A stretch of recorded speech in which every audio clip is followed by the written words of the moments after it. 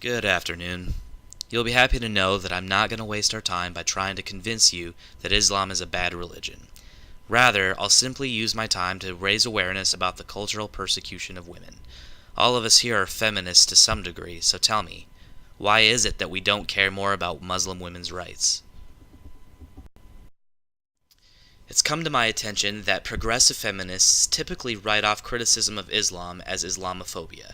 Feminists, whose goals lie in the empowerment of women, habitually overlook blatant oppression for the sake of celebrating cultural diversity. Defending Islam from Western criticizers, it seems, has become more important than defending women's rights. Here's the thing.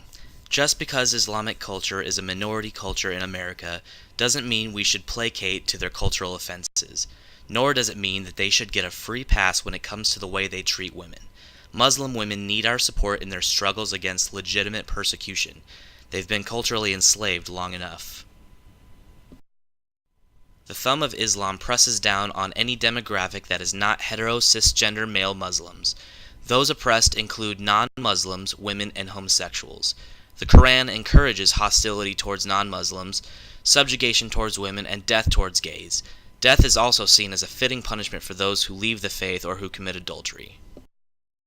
According to the Pew Research Center, over half of all Muslims from 38 Islamic countries believed that a wife must always obey her husband. Supported by the Quran, husbands are permitted to beat their wives for disobedience. The majority of Muslims in the world may not be terrorists, but most of them seem to be okay with violent discipline and extreme control over women. Fundamentalists, who still abide by 7th century philosophy and law, have outcompeted progressive development for centuries. Islamic cultural progress is stunted. Modern Islam is comparable to the Christian Dark Ages. Are we supposed to just sit, watch, and wait for a sluggish reform to occur while women suffer in the meantime? To frame it simply, Islam takes the Adam and Eve metaphor to a whole new level of literal. Islamic ideology describes women as having an evil, lustful nature. Women, if left unchecked, corrupt men into sinning, and so they should be under lock and key to mankind's benefit. This rationale allegedly justifies the social disparity between men and women.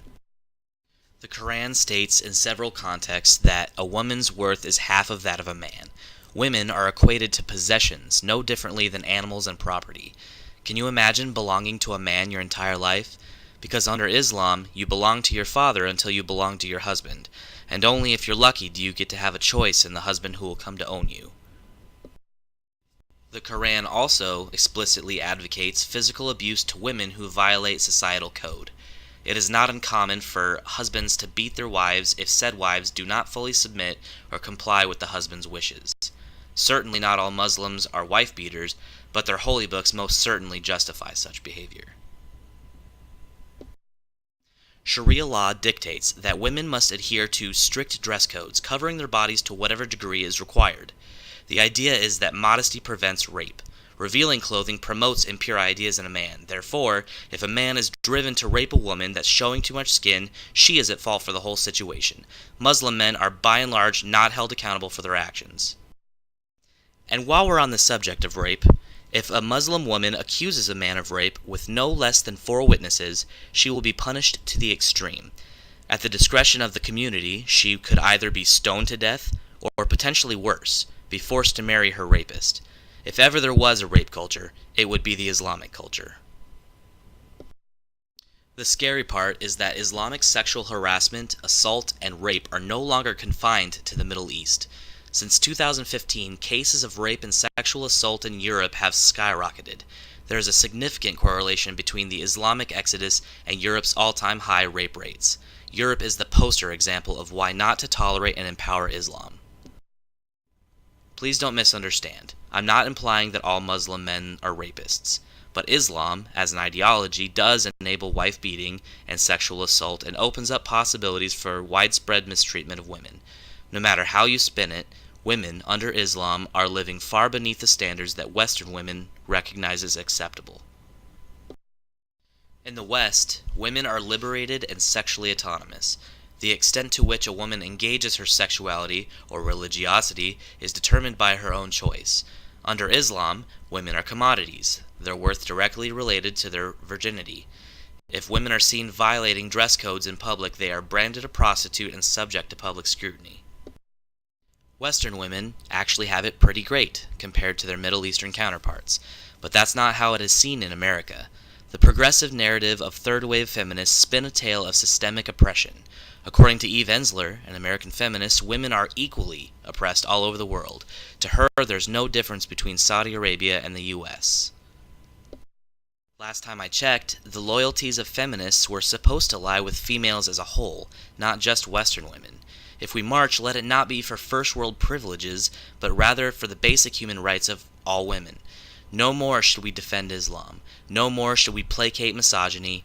No more should we appease a culture that robs womankind of their dignity. Ayaan Hirsi Ali is an activist for female rights in the Islamic world. Having experienced Islam from the inside and out, she speaks out against genital mutilation and forced marriage, amongst other issues. After spending half her life as a devout Muslim, she fled the Islamic world and her arranged marriage, only to become a Dutch politician and now a fellow at Harvard and Stanford. I stand with Ali. Reform of Islamic culture is not only necessary but totally possible. We need to stand up for the women who have no voice. It's about goddamn time that Islam caught up to the rest of the world in terms of basic human rights and gender equality. The buck has to stop somewhere, and it's up to all of us to contribute to the cause. So here's my call to action. March for something that actually matters. March for Muslim women's inalienable rights, not just for first world privileges like free birth control. Demand the kind of change that will truly liberate those living in actual patriarchal oppression. Practice what you preach and demand change where change is needed the most. If you consider yourself a compassionate feminist, then prove it. Let go of your angst towards the fictitious Western patriarchy and fight the real enemy. Until we demand change in the Islamic culture, their women will continue suffering. If you can't fight for your Muslim sisters, then you're just another bad feminist. Prove me wrong and make the right choice. Thank you.